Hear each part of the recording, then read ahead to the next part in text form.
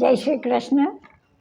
આજનો વિષય છે વિશ્વ ગુજરાતી ભાષા દિવસ.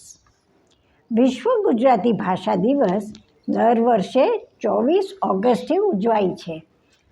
ગુજરાતના એક મહાન લેખક શ્રી નર્મદા શંકર લાભશંકર દવેની જન્મ જયંતિના ઉપલક્ષ્યમાં મનાવવામાં આવે છે. તેઓનો જન્મ 24 ઓગસ્ટ 1833માં સુરતમાં થયો હતો અને વખત જતાં એમને ગુજરાતી ભાષાના સર્જક માનવામાં આવ્યા. તેમણે આ ભાષાને આંતરરાષ્ટ્રીય બનાવી. 22 વર્ષની ઉંમરે પોતાની પહેલી કવિતા લખી અને ત્યારબાદ તેમણે સાહિત્યની વ્યાખ્યા કરવાની શરૂઆત કરી. તેમની કવિતા જય જય ગરવી ગુજરાત હવે ગુજરાતનું રાજ્યગાન બની ગયું છે તથા તેમની આત્મકથા મારી હકીકત એ ગુજરાતી સાહિત્યની પહેલી આત્મકથા માનવામાં આવે છે. ગુજરાતી ભાષા એ માત્ર સંવાદનું સાધન નથી, પરંતુ એ આપણી સંસ્કૃતિ, પરંપરા અને વારસાની જીવંત ઓળખ છે. આપણી ભાષામાં કવિતાનો સંગીત છે, ગઝલનો રસ છે, નવલકથાની ઊંડાણ છે અને લોકગીતોની મીઠાશ છે.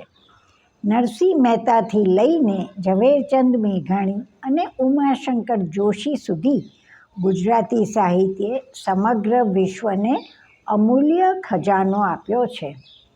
આ વિશ્વ ગુજરાતી ભાષા દિવસ યાદ અપાવે છે કે આપણને પોતાની માતૃભાષા પ્રત્યે ગર્વ હોવો જોઈએ.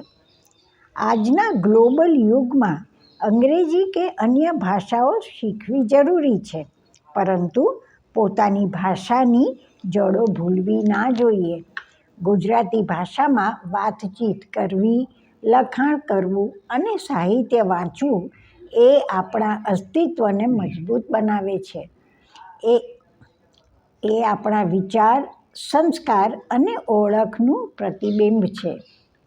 તો ચાલો આ વિશ્વ ગુજરાતી ભાષા દિવસ નિમિત્તે આપણે સૌ મળીને ગુજરાતી ભાષાનું જતન કરીએ, તેનું સન્માન કરીએ અને આવતી પેઢીને પણ તેની મીઠાશનો વારસો આપીએ તથા દરેક ગુજરાતીની રગે રગમાં, નસે નસમાં ગુજરાતી ભાષાને વહેતી કરવાનો પ્રયાસ કરીએ. જય શ્રી કૃષ્ણ. ફરી મળીશું.